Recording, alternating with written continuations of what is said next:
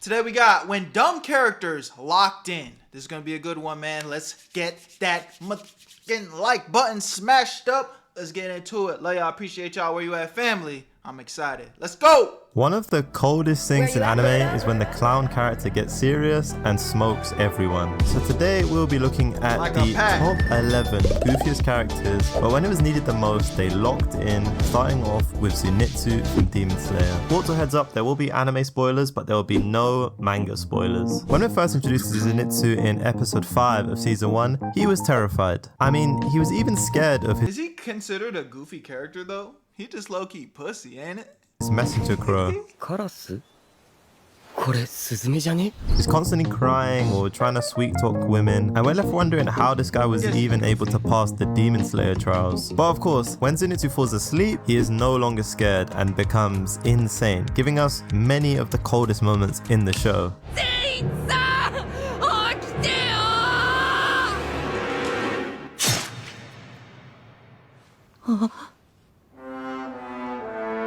However, it wasn't until the recent Infinity Castle movie that Zenitsu went to his final form and became locked in while awake. When he finds out that his granddad committed seppuku after finding out that one of his students had become a demon, the Mr. Nice Guy Zenitsu was gone. I'll be honest, oh shit. That low-key gave me chills. This nigga locked in with the eyes open. every time I see this clip to this day, it gives me chills. And from that point on, it was just straight violence. When Zenitsu finds his former training partner Kaigaku, who would turn into a demon and become an upper 6. The whole fight scene was just peak. But in the end, Zenitsu uses his own thunder breathing technique, which he created himself. 7th form, God of Thunder Breathing, and decapitates Kaigaku before he can even see it coming.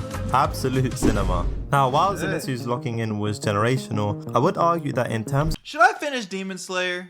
I'll be honest, I haven't finished it. I probably got like 6 episodes in on the first season, and I liked it.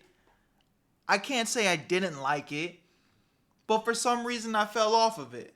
Do I need to log back in? Am I missing out? It kind of was the same thing with My Hero, even though I got way deeper into My Hero. I think the last thing I saw with My Hero was what was the last thing I saw? When the fire nigga, what's the fire dad was facing off against his reject son with the blue fire and the bandages. That's the last thing I seen. of character development, Yuji from JJK was even more satisfying. In episode 1, Yuji's granddad's final message to him was this.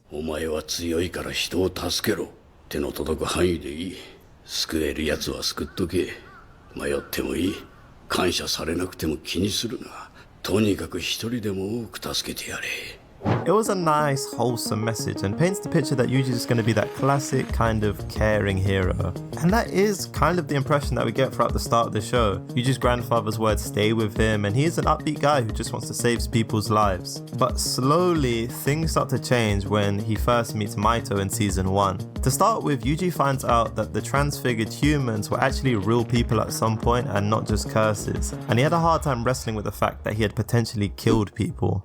どっちもさ、俺にとっては同じ重さの他人の死だ。それでもこれは趣味が悪すぎだろ。 But shit only gets worse. When Yuji's friend Junpei is killed right in front of him by Maito, this is where that shift begins to happen from Yuji being that soft hero, beginning with this goated rage scene. 今まで俺の口から出た言葉は全て嘘だったんじゃないかと思えるくらい腹の底から出た本音。殺してやる。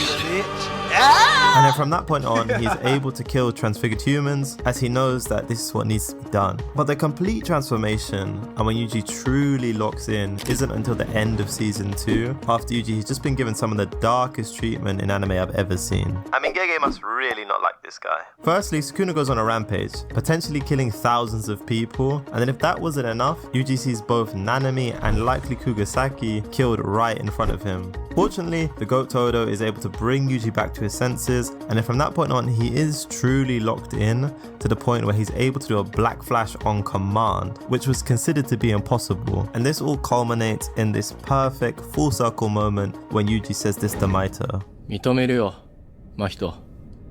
俺はお前だ。俺はお前を否定したかった。俺はお前を否定したかった。でもお前は俺の口から出た言葉は全て嘘だったんじゃないかと思えるくらい腹の底から出た本音。殺してやる。 And then from that point on, he's able to kill transfigured humans as he knows that this is what needs to be done. But the complete transformation, and when Yuji truly locks in, isn't until the end of season 2, after Yuji has just been given some of the darkest treatment in anime I've ever seen. I mean, Gege must really not like this guy. Firstly, Sukuna goes on a rampage, potentially killing thousands of people, and then if that wasn't enough, Yuji sees both Nanami and likely Kugasaki killed right in front of him. Fortunately, the goat Todo is able to bring Yuji back to his senses, and then from that point on, he is truly locked in to the point where he's able to do a black flash on command, which was considered to be impossible. And this all culminates in this perfect full circle moment when Yuji says this to Maito. 認めるよ、真人。俺はお前を否定したかった。お前の言ったことなんて知らねえよって。今は違う。ただお前を殺す。また新しい呪いとして生まれたら I will kill you over and over and over again in every life and every reincarnation, nigga. I'm on your fucking ass. I don't care what's going on, nigga. I'm killing you, bitch. そいつも殺す。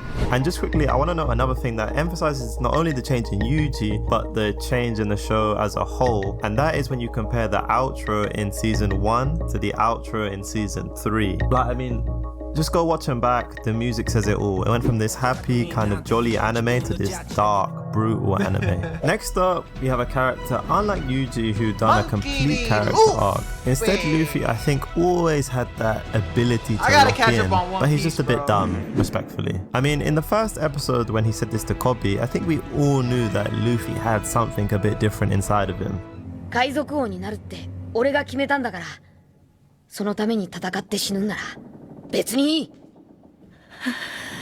さーてと、腹も膨れたし、船でももらってっかな。But despite this, Luffy is arguably the most easygoing guy in the verse. I mean, he's not exactly the person I would consider when you think of being king of the pirates. Like, you kind of expect somebody like that to be brutal and scary. But like I said, Luffy always had that gear in him to lock in. Pun intended. And I think that the best depiction of this is one of the greatest pull-ups in anime of all time, which is when he walks straight past Kaido and Big Mom after the 9 red scabbards were defeated. And then he gets his get back. I mean, this is just another scene which gave me chills. I'm going to be saying that a lot this video.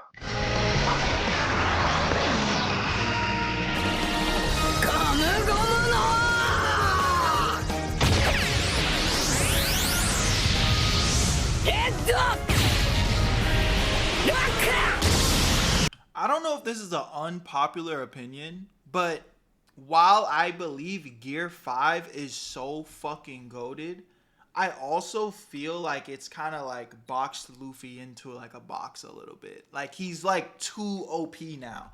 But I am a little bit behind on One Piece and I'm not reading the manga. So I'm behind on the anime. I'm still on Egghead.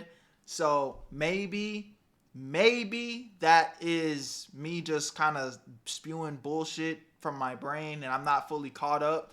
But I feel like Gear 5 Luffy is so OP now. He don't really got nobody can really fuck with him for real.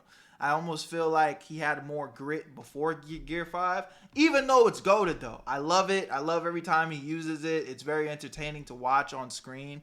But I don't know. That's just my little opinion that I've been starting to form as of late.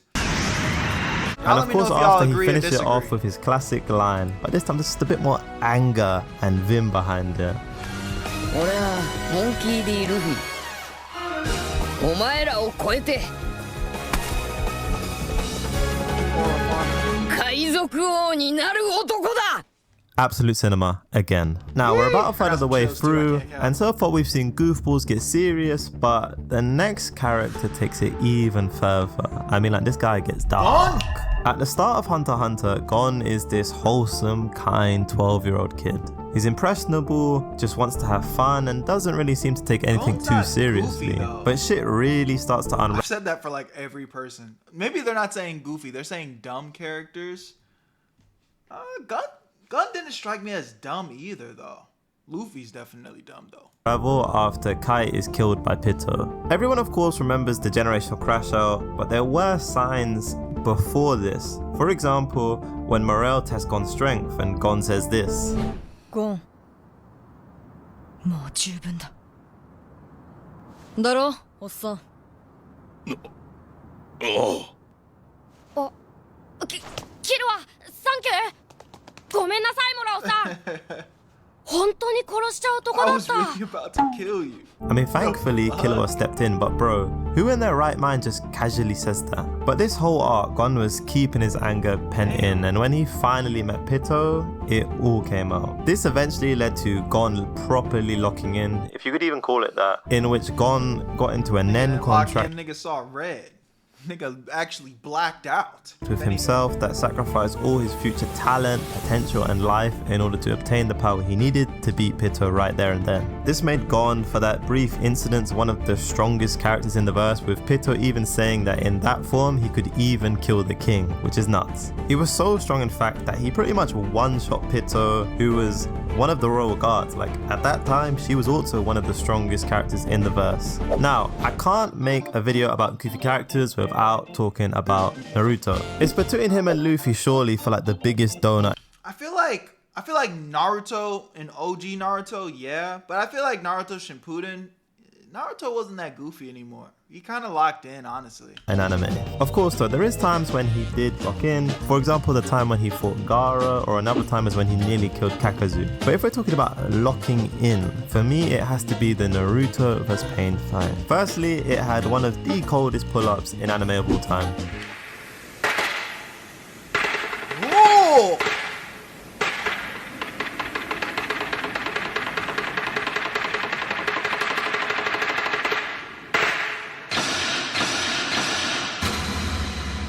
I've been saying this a lot this video, but the music, bro, this scene, every time I watch it, it gives me chills. I mean, there's a reason why I have that poster right there. Naruto starts putting in work in Pain, but then shit starts to go left, and Hinata gets involved trying to help out. Side note, Naruto got Riz. But of course, I don't know who gassed her up because she gets cooked pretty quickly. But bro, like just look at Naruto's face as he watched Hinata get dashed around. I mean, that is the face of a man who... This is another not lock-in moment, but more of a blackout. That nigga lost control. ...is about to lock Nigga in. was not locked and well, in. That's exactly what happens. Kind of. I don't know if I would call this locked in either, but if we're going to count Gon's one, then we probably got to count this one too. Naruto lets the Nine Tails take over him completely as he's overcome with rage. He's gone on a massive rampage, but before the Nine Tails can fully manifest, the fourth Hokage appears in his psyche and brings him back to his senses. Then Naruto locks back in. Side note, he hits this cold pose, may I add, and he's able to do what Naruto... Which was originally from Gaara. Gaara's the original upside down poser, my nigga. If you guys know, you know what scene I'm talking about? When they was chilling in the Leaf Village and Gaara was just aura farming, hanging upside down on the tree like this. And then Sasuke took that shit. And then Naruto took that shit. Everybody's stealing. Gaara's the original aura farmer. If you know, you know. Real ball. It does, and takes up Pain with a Rasengan. Next up we have an interesting one, because the first time we meet Stark, we're kind of led along the lines that he's some kind of cold character who stared down a dragon. From the first time he meets Freerun and Fern, he seems dependable. お前らが竜に手を出していた連中か。あまり刺激されると困るんだ。村に危険が及ぶ。竜ってのはお前らが思っている以上に恐ろしい存在だ。この額の傷も暗黒竜と戦った時に。そんな大層な傷じゃないでしょ。However, in the same dialogue, it quickly unravels that the hero of the village Stark is actually kind of similar to Zenitsu in my opinion. フリーレン、お前なら倒せるんだな。30秒足止めしてもらえれば確実に。なるほど。30秒か。それ、俺がやらないとダメかな。何を言っているのですか、この人は。Stark actually has very little experience in combat, and despite putting on a brave face to stop the dragon, we find out that he was actually bricking it. Despite this, Freerun believes in him to fight the dragon and gives him a deadline to do it by the next day. It kind of seems up in the air whether he's going to show up or not, but later that night, Fern goes to speak to him and gives him kind of like a pep talk, and as she approaches him, we can see him just tearing through this mountain, so we know that he's got potential. Fern tells him to believe in his training and that all he needs is resolve, and so the next morning Stark does show up to face the dragon. And from there, well, for a cozy anime, they sure delivered one hell of a fight scene.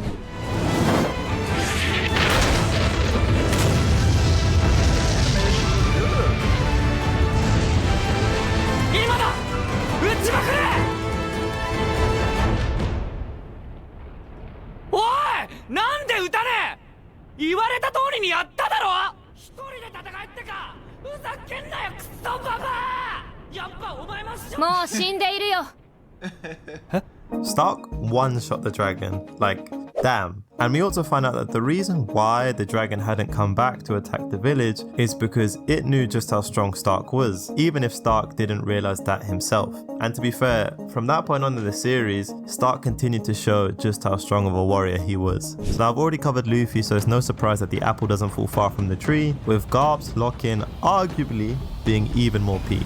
The first time we see him, he's got that lion skin thing over his head and he's training Kobe, and he's kind of like this enigma, you know, we don't learn too much about him, we don't see his face, but it wasn't until episode 313 that we get a proper introduction to who Garp is.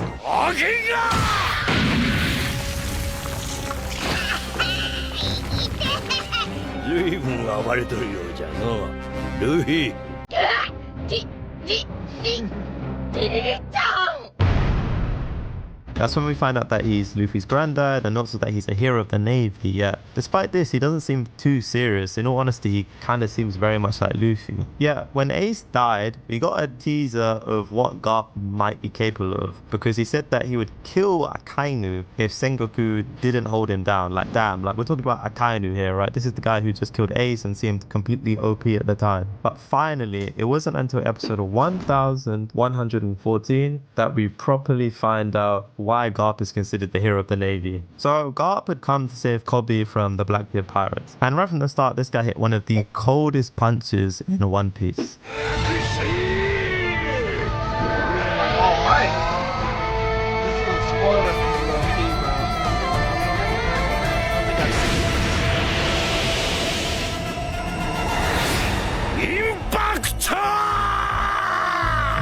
Is this from where I'm seeing all those legendary dap memes where you are Garp and where the ice nigga are like dapping each other up? I'm pretty sure this gotta be.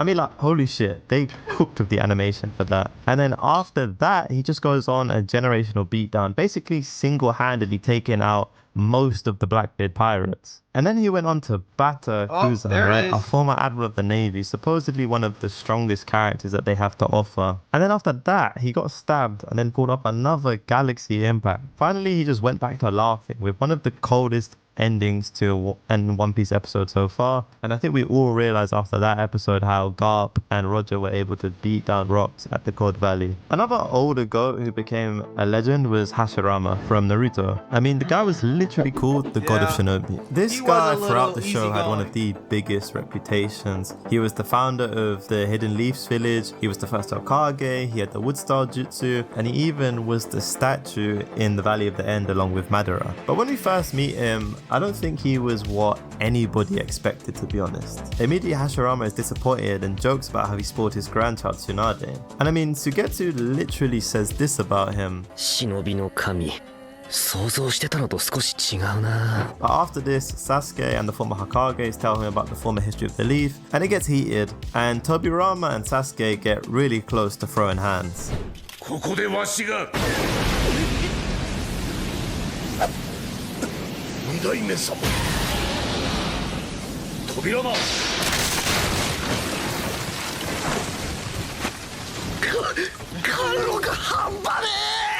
I mean, damn. Talk about coldest moments. Just by getting charged up, everybody was shook. And it became immediately clear why Hashirama was considered the god of the shinobi. What was even colder to add to this is when Orochimaru said that Hashirama, unlike all the other Hokages, was the only one that could break up reanimation jutsu at any point. That just shows just how OP this guy was. Like, he was the only one out of the 2nd, 3rd and 4th Hokage who were all elite shinobi in their own right. And in the flashback, we actually learned that Hashirama killed Madara in the Valley of the End, despite being one of his closest friends since childhood, in order to protect the village. This is just another case where you should always stay friends with the goofy character. But speaking of broken characters, next up is Saitama. I mean, the show literally is a parody for the most part, with Saitama being unserious and goofy. Why they butchered the rest of One Punch Man, bro? I didn't even go watch the rest of those new seasons that came out, gang.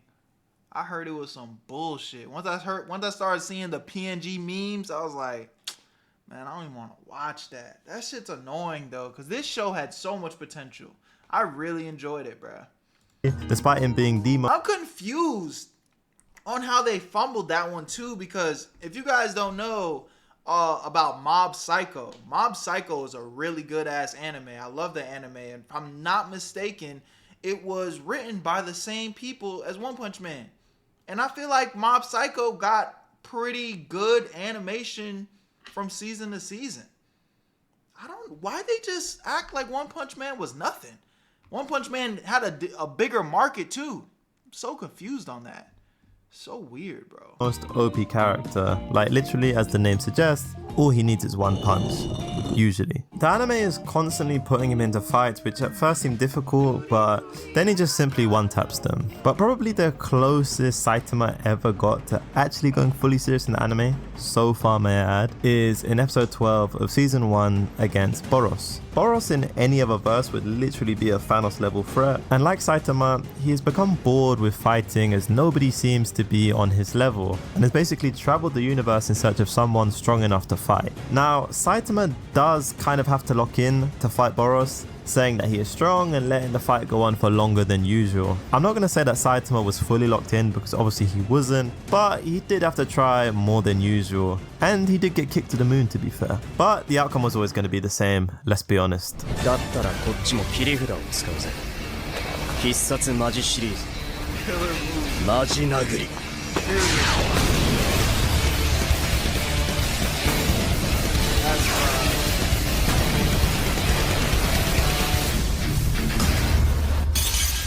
Losing your life to a nigga saying serious punch just gotta be. Dang.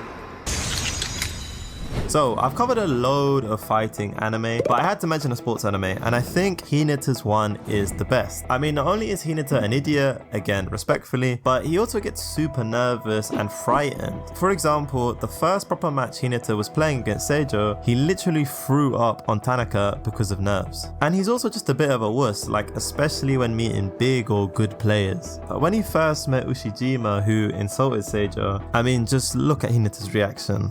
正常が痩せた土地なら俺たちはコンクリートか何かですかね。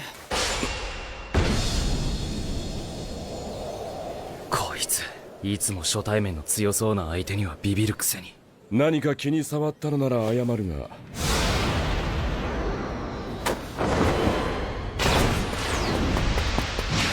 Give me that. こいつコンクリート出身日向翔陽です。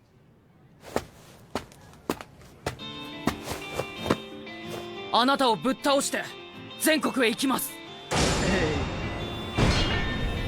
Bro, Hinata man, what a scene this was. This was the first time we properly saw Hinata locked in, and as Kageyama said, Hinata usually got scared when facing strong opponents, but this time he was just pissed. And really, to be honest, for the rest of the show, despite being an idiot, every game he was locked in and he was never like super nervous, he was just happy to play, and he just continued to improve and improve and improve, despite being super short. Now, a character who is completely different in that they are blessed with all the talent in the world is Gojo. When we first meet him properly in episode 2, he seems... Gojo's not dumb though. I feel like Gojo, he doesn't even give goofy or dumb energy. It's just like, I'm that nigga. You know I'm that nigga. So I'm in this bitch chilling and having my way in life. That's the energy Gojo gives, in my opinion. very chill. He's just taking the piss out of Megumi for getting beaten up so bad. And then when he fights Sukuna, he doesn't seem to take him seriously at all and just completely toys around with him. The same is true a couple episodes later when he fights Jogo for the first time. Gojo brings Yuji along to show him his domain expansion, and he literally doesn't take the fight seriously at all, really, when he's fighting Jogo, who at the time again was one of the strongest cursed spirits in the verse. I guess it's because there is such like a big difference in their power, and Gojo knows this, but just in general too, like his personality seems to be super chill despite being the strongest. But the first time we saw Gojo properly lock in was during the Shibuya incident arc, when the disaster curses began killing civilians all around him, trying to provoke a response. And well, Gojo, he did this. 領域展開無料空所 Bro,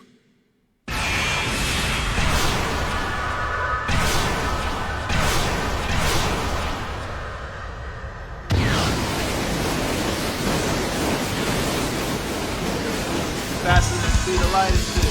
一か八か0.2秒の領域展開 He proved why he is the strongest and literally became the Flash, going all out for the first time in the show. Gojo ends up even panting, which is a cold frame, which you would know if you checked out my video where I ranked every single JJK episode by its 25,000 frame. W video, man. Y'all let me know what y'all want to see next. Make sure you guys tap into the Patreon. Right now, we're reacting to Breaking Bad on the Patreon, man. If you guys are into TV shows, so tap in. Love y'all. Appreciate y'all. Where you at, family? I'll see you on the next one. Where you at, Berto? Peace.